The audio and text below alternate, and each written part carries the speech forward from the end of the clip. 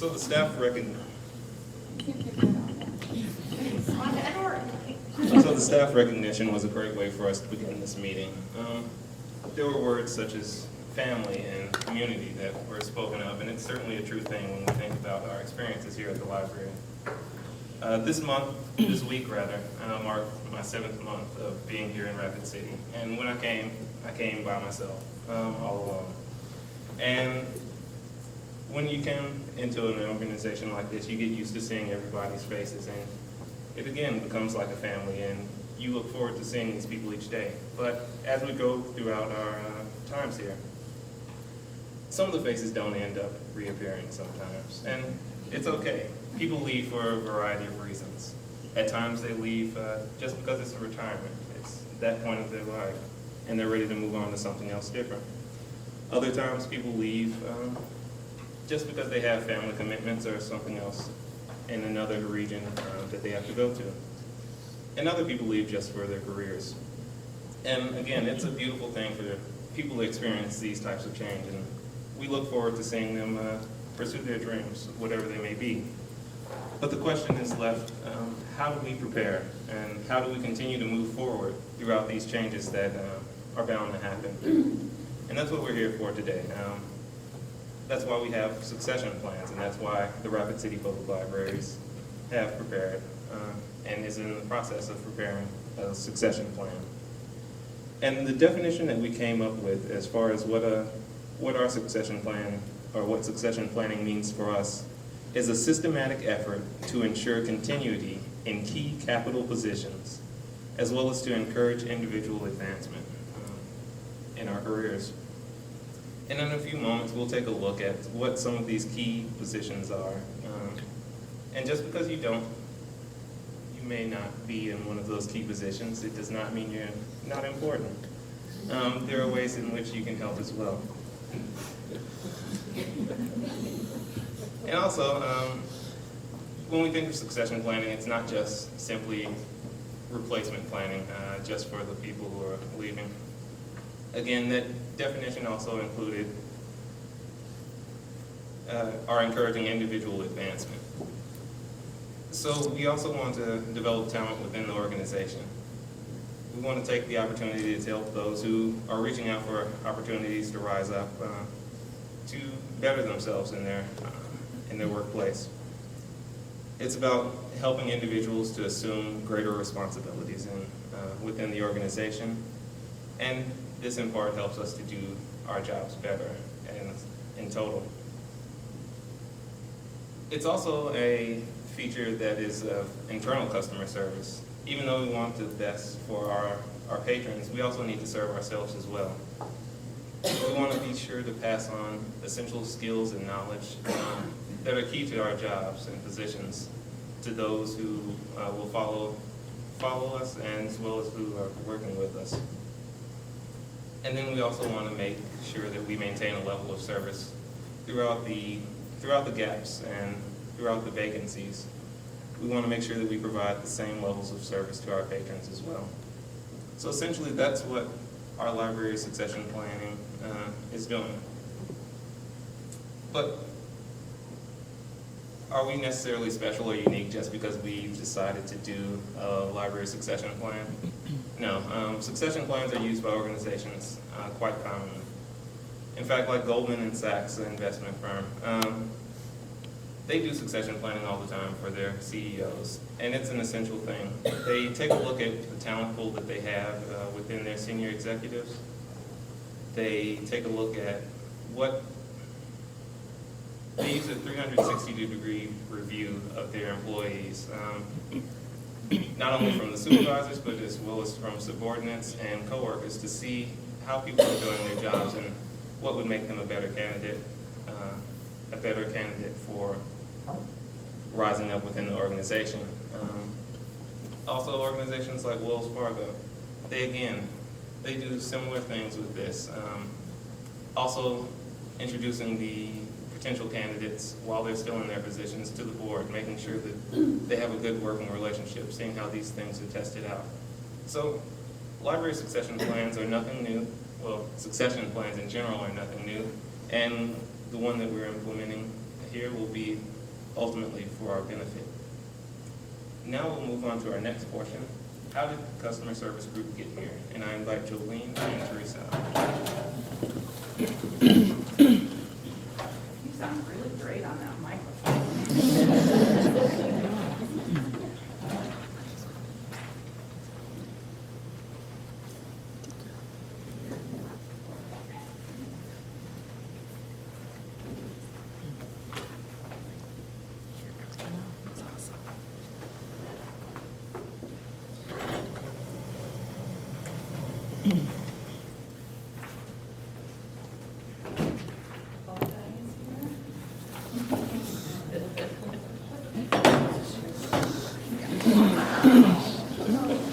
Alrighty, what Jolene and I want to communicate to everybody is, well, how did we get started on succession planning in this particular place and time? So, I have a little story to tell you. Once upon a time, not so long ago, in a land called Meeting Room A, the intrepid members of the customer service work group quested far and wide. And thank you to all you former members. Yes, you did quest far and wide, over many months and years, seeking the path to 5-star customer service. We got gone. We've been even gone there. We don't have it gone. Okay, when they had attained all of the wisdom and enlightenment that they could possibly find in the kingdom of external customer service, they ventured into the kingdom of internal customer service. There, they discovered a stumbling block. Now, our own succession planning players will dramatize that discovery for your amazement and enjoyment.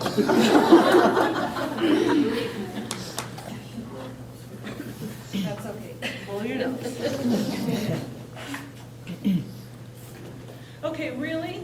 We're far apart. We can't really talk to each other, so all this is really happening probably on instant messaging.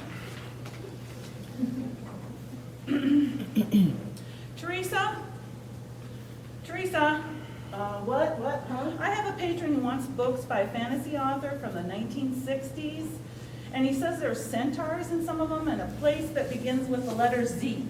Now, CTS used to do some reader's advisory. Do you know anything about an author that might fit this description?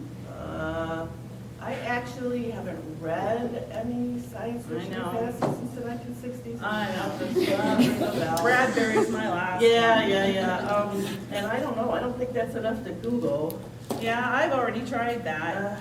Maybe somebody on staff, somebody else. You know, Amy Lee reads fantasy, doesn't she? Science fiction Yes, sometimes. yeah. Amy Lee.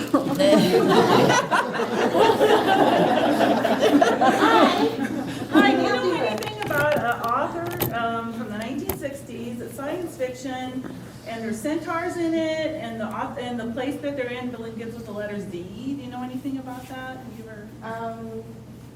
Not really. I'm not really the science fiction reader. I read fantasy. It was Leisha that used to read science fiction a lot. Oh, Leo,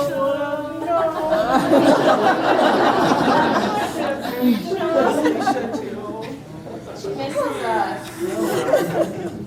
Maybe we could just send a customer to, what is that database you guys have? Oh, yeah, we probably have a database for it. You put a question mark above me on that. Okay.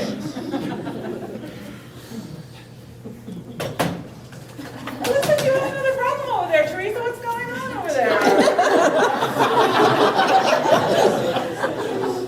I am trying to get my monthly additions into this, what do you call that, take the spreadsheet or Well, the, just tell me about it. Well- I'm sure I can help because I'm reference. And reference people can help with anything. I am here for you, Teresa.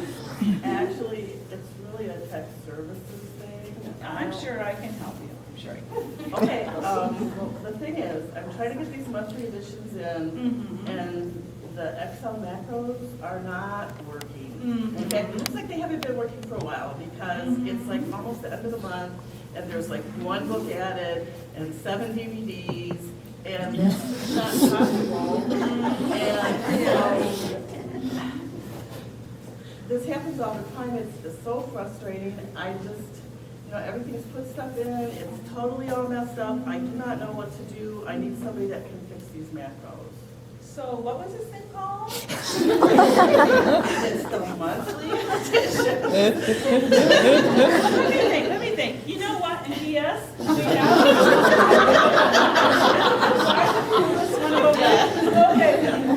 we have a CERT person in our department now. Really? Yes, her name is Lisa. Oh, yeah, Lisa. Oh, Lisa. You know what?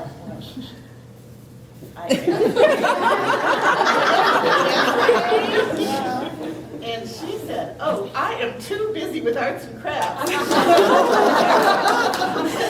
Oh my goodness. But I do know who would have known. Good, who? Travis.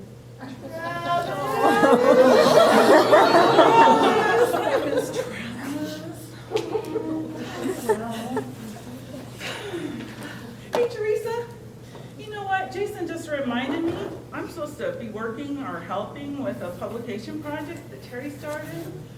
It's called Scalable Proactive Aggregative Mashup. Oh, the proactive mashup aggregative scalable? Yeah, something like that. Anyway. I think I had that in my yearly goals, and I'm supposed to help you with that. Yeah, I'm sure. Did you look in the issue manager at all about it? The what? The issue manager, it's like in SharePoint, publications request, gosh, what's my password?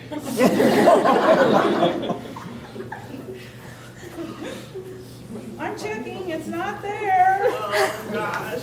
Oh, you know what? Maybe Amber knows. Amber would know, Amber would know. Amber, do you know about the Scalable Proactive Aggregative Mashup, otherwise known as SPAM? Huh? What? I haven't heard of that one. Is it in the issue manager?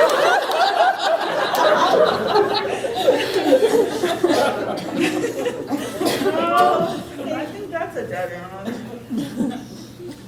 When did Terry start this project?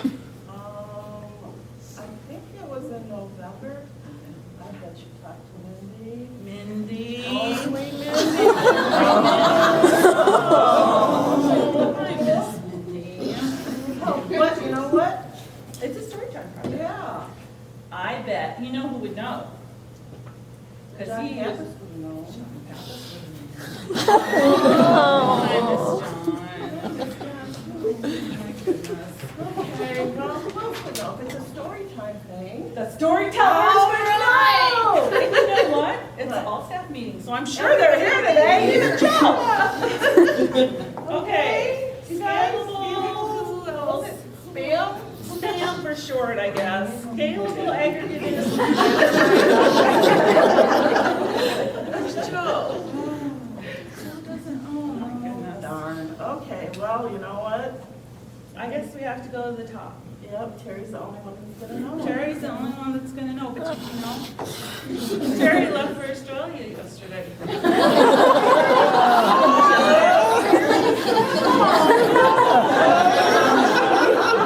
gonna have to find this out someplace. Do you know, are there libraries in Australia?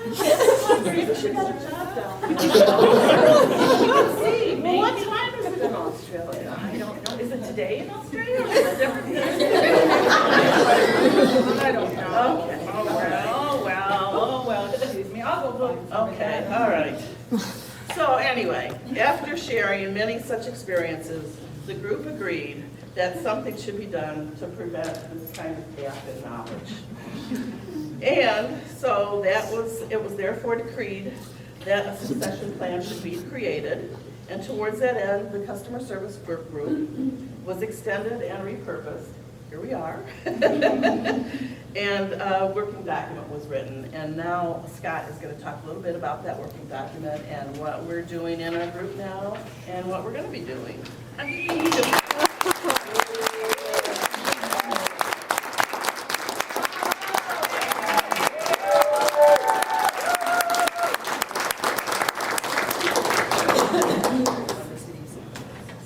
Okay, so I have to follow up that. It's going to be Quite wonderful. fun. What I have up here is the working document that we've been kind of dancing around in our meetings because we've been getting through so many other things, getting ready to get into this. But in this document, we define 3 tiers of people. The tier 3 is the director, the assistant director, and the supervisor. Tier 2 is your library 1s, your coordinators, your facilities maintenance operators, operations supervisor. Tier 1 are the people that Jeremy called non-important. I may have misunderstood him. Library technical assistants 1 and 2, library associates 1 and 2, custodial maintenance workers, account clerk, administrative secretaries. The tiers are kind of based on, just the difficulty we have if we have a vacancy in that position. If we have a library associate leave from PS, it's a little easier to cover, even though we're grumbling about covering that 3rd weekend. But it's a lot easier to have somebody step in and fill that position than, say, if we had the supervisor missing. So that's how we've structured the tiers out. The goals of this, one of the primary goals is that we want to maintain institutional knowledge, and we want to also honor those that are leaving. The skit, I think, gave a good example of that. Yes, there is sadness when somebody leaves, but we also want to be able to celebrate the time we had with them and that they're moving on in their life. But we also want to have some of that knowledge stay with us. We don't want whoever knows how to use the database to be the only one to then leave. And how this ties into customer service is that the goal is we keep maintaining our high level of service to the customers by maintaining that continuing institutional knowledge, by maintaining all our services. So since the higher tiers can cause more disruption, that has been really where we've been focusing on. Although the honoring and keeping the institutional knowledge, that applies to all the tiers, and that's something we want to look at library-wide. So this is, we're down at step 3 here, creating profile position. Start getting into some stuff. What we've been talking about in our meetings right now has been vacancies that we either have right now and are slowly filling up, or vacancies that we're expecting. Terry and Greta have both made it not a secret that they're planning on moving on in 3 to 5 years. So that's something we need to start looking for and considering. Otherwise, Greta leaves and then we spend... I think it was 1 to 5. 1 to 5? Okay. I don't want to have any misnomers. I'm mixing up my lines here. I have the tier 3 positions and then seeing the less than 5 years, yes. So Greta's gone in less than 5 years, Terry got in less than 5 years, possibly at the same time, which could be Not our kind plan, but of disastrous. well,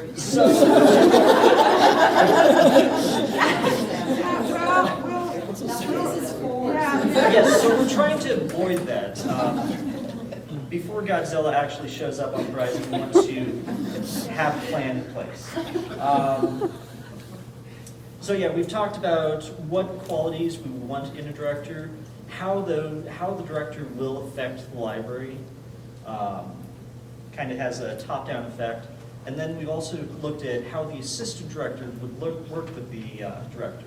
I think the best analogy we came up there was a traffic light. Somebody who can say, go, stop, and slow down. for me, as well as you. Yes.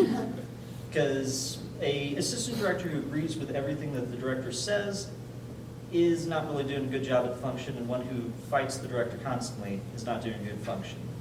So whenever we get to filling in those vacancies, those will be things that we'll have to look at.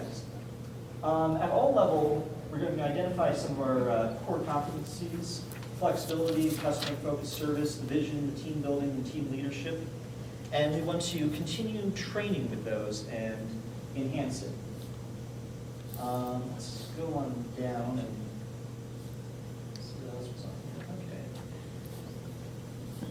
here. Okay, yeah, so then other steps we have is considering positions that we see are going to be becoming vacant. A lot of our vacancies I mean, they haven't been a surprise. As I said, we know in less than 5 years we'll have Greta and Terry gone. We knew Morgan was leaving, she was planning on leaving long before she actually did. Same with John Pappas. So the idea is that we either decide, do we want to do external hiring, going outside the organization to see who we can bring in, or do we want to see about promoting from within? And this is kind of theoretical. We haven't actually gotten into the nitty-gritty of this in our meetings, but it's on the plan, so we're hoping to work through it. If we're promoting from within, we get down to step 8, which is create and implement a mentoring and department plans.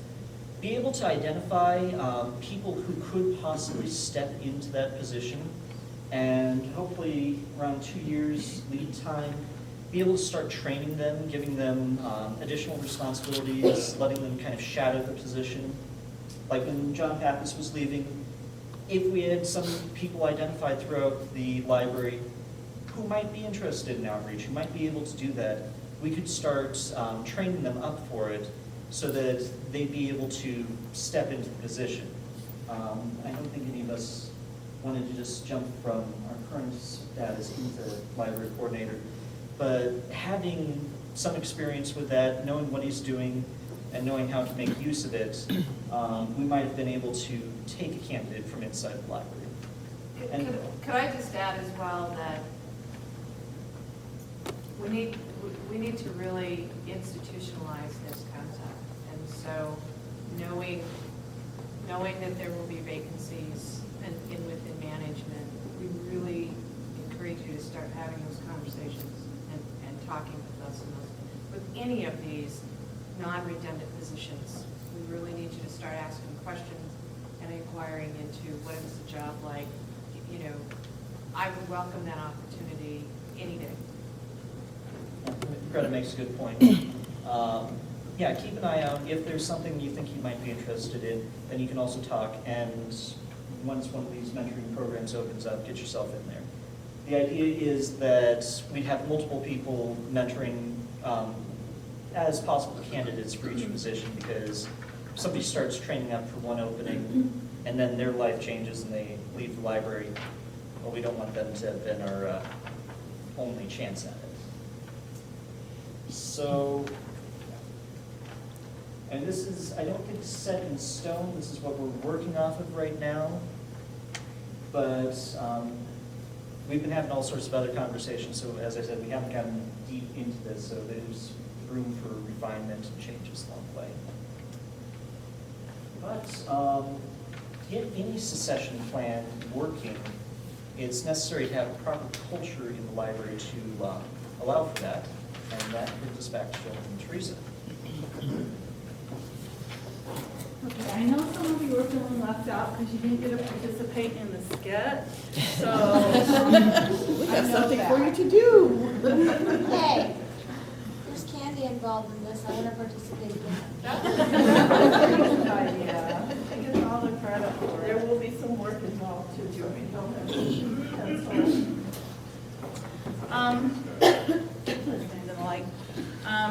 We've been talking about succession planning, and hopefully now you kind of have an idea of what that means, and you're not like I was, succession planning. And what we are looking at is, we looked at the culture of the library, how you interact, how you feel, what atmosphere is. And we're going to ask you what kind of culture would be helpful for this succession plan. What kind of attitudes and feelings that you have within the culture that would allow the succession plan to work and to be successful. And if you think of it down as an individual basis, you know, what it means to you when somebody that you work closely with is gone, or is gone for a long period of time, or has left completely, and, oh, not me.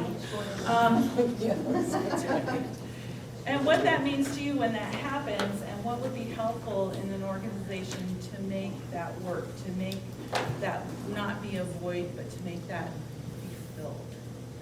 And so what we'd like you to do, and I don't know if you have anything else to add to what I said? Could I, Yeah. another question, if you could consider, if this would be all right, is what does it feel like and what do you need to have for support when someone is in the process of making a transition with their career? Not that they're gone, but that they're in the process of it. What works in that conversation and what is problematic for you in that conversation? And the only other thing I would add is that some of you may not know Sandra McNeely is the consultant that's working with us. And if we have time, maybe just a couple of minutes from her as well, perhaps on this. Did you? I think just one other example, internally as we've looked at the people who have gone, the boo-hoos, the people who are no longer here at the table. And if they were in the room today, I think a good question to ask them is, what would have made it easier for you to communicate here at the library your aspirations, your dreams for the future? Whether it be just a desire to move to a different city, a desire to move to a different library, your career path. How could that have been easier here? What culturally could have made that easier for you to come forward and have that conversation, to have the trust that you could have that conversation to say, you know, I really love my work here, but probably in about 2 or 3 years, I'm going to go back to school and I'm going to do that on the East Coast, and feel comfortable to share that type of information. Does that help a little bit from that perspective?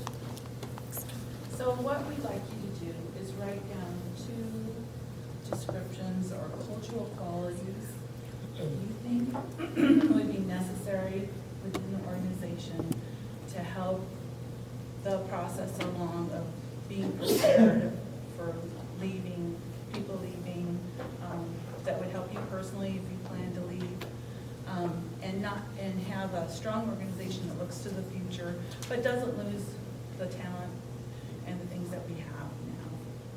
So if you could write down 2 of those things, and they can just be a word, or they can be a description, however works for you. We talked about the same thing, trust and the emotional impact, and actually you came up with open communication channels that are active and ongoing, would need to designate a trust person where staff can go throughout the information onward. So the person. That's too many words. One word. Or designated person. Hyphenated to make it. With trust person? Uh-huh. Kim had a good point, I'd like to share that. And we just need a staff counselor. I mentioned Lorinda has a degree in psychology. Okay, so How about number 4? No, did you get 2? Oh, sorry. So the 2 words is open communication and trust there? Trust person. Okay, how about group 4? Well, we basically talked about open communication as well, and then the willingness to support each other, create a supportive environment that doesn't terrify anyone. Everyone here, we agreed, is pretty willing to pitch in when they need to, when staff changes take place.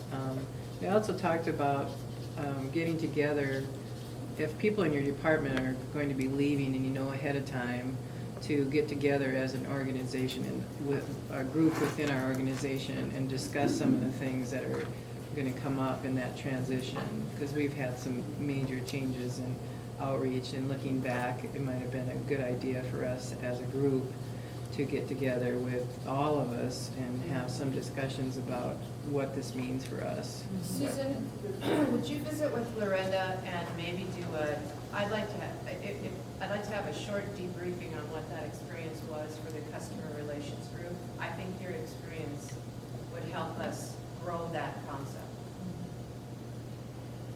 Debriefing. Okay, is that pretty much your have we got it from? I think those are our Okay. wise nuggets. Okay, great. I really like them, thank you, I do. I think you're right, that we can learn from that, yeah. How about group three? I think encouragement would be the one that is different. Whether that's internal or external. Uh-huh.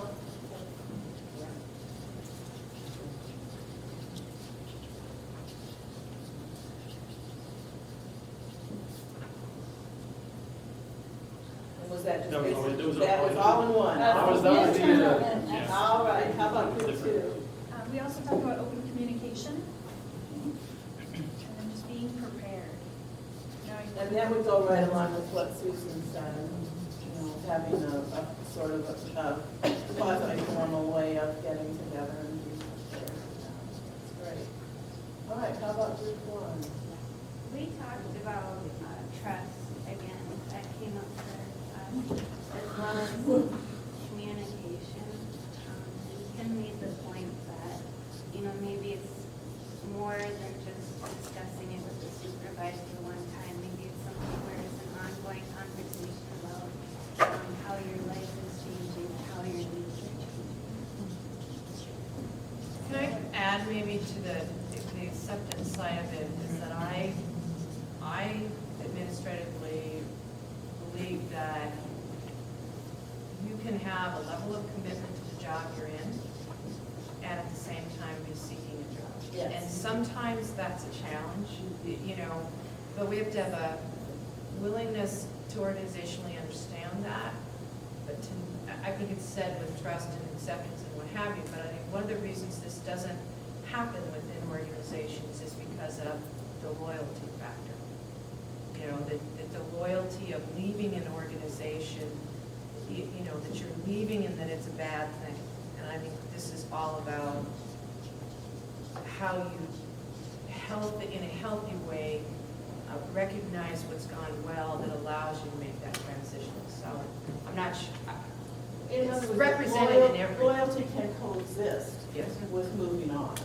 Yeah, I think that's a good point. But I will tell you, we are blazing trails here, folks.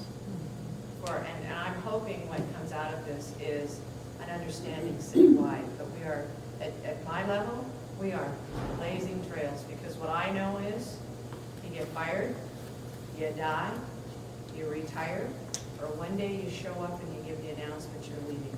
That's what I'm familiar with. Well, we are blazing trails then. We don't have a whole lot of time left. We do want you to know again that we are open to everybody's input on this, and we really want to hear it. That will be very helpful to us. We've got a couple minutes. Did you want to say anything, Sandra?